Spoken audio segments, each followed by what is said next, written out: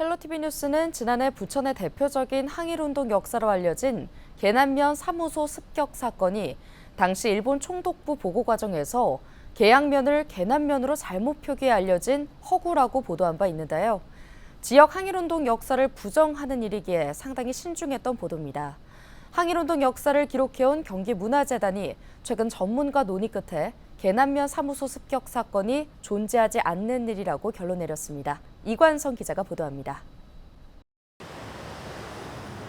취재진은 지난해 4월 3.1운동 관련 부천의 대표적인 항일운동 역사로 알려진 계남면 사무소 습격 사건이 사실이 아닐 가능성이 크다는 제보를 받고 확인에 나섰습니다. 황호장터 3.1 만세운동의 여파로 일어난 계양면 사무소 습격 사건이 잘못 알려졌다는 문제 제기였는데 당시 기록물 확인이 필요했습니다.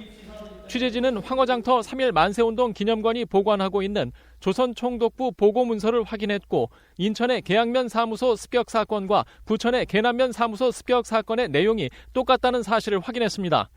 당시 경기도 장관이 사법과 행정을 총괄하던 조선 총독부 정무총감에게 피해 보고서를 보내는 과정에서 계양면을 계남면으로 잘못 표기했던 것입니다.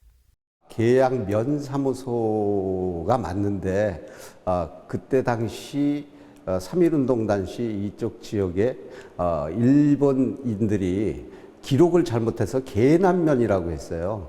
그 계남면은 잘못된 기록입니다. 계양면이 맞습니다.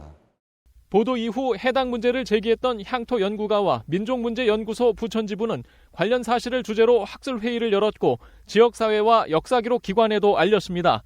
그렇게 1년여가 지난 최근 지역 항일운동 역사를 기록해온 경기문화재단이 계남면 사무소 습격 사건이 존재하지 않는 일이라고 결론지었습니다.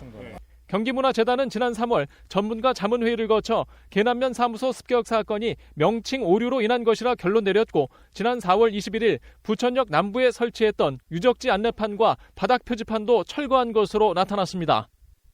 오류된 역사를 일단 우리가 계속 배울 수는 없잖아요. 이걸 일단 계속 두게 되면 앞으로 오류가 오류를 낳고 또 오류가 오류를 낳을 거 아닙니까? 그 오류의 연결고리를 이번에 일단 잘랐다. 이제 거기에 큰 의의가 있지 않을까. 존재하지 않았던 항일운동 유적지 안내판을 철거했지만 항일운동 역사를 바로잡는 일은 아직 끝나지 않았습니다. 이런 안내판을 철거했다고 하더라도 이 내용을 시민들이 잘 모르기 때문에 시민들이 알 수 있도록 부천시 차원에서 강연, 답사 더 나아가서 3월 24일에 시민들이 참여하는 만세운동 재헌행사를 진행하는 바람이 있습니다. 항일운동 역사를 바로잡는 과정에서 석연치 않은 점은 또 남아 있습니다. 경기문화재단이 설치하고 있는 항일운동 유적지 안내판에 만세 유적지가 아닌 만세 시위지라는 표현이 쓰이고 있기 때문인데 민족의 저항운동을 시위로 기록하고 알리는 모습이 여전히 눈살을 찌푸리게 합니다.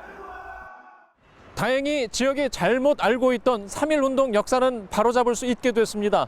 지역사회가 항일운동 역사를 발굴하려는 노력, 어쩌면 우리가 이미 알고 있는 역사를 바로잡는 것부터가 시작일 수 있습니다. 헬로티비 뉴스 이관성입니다.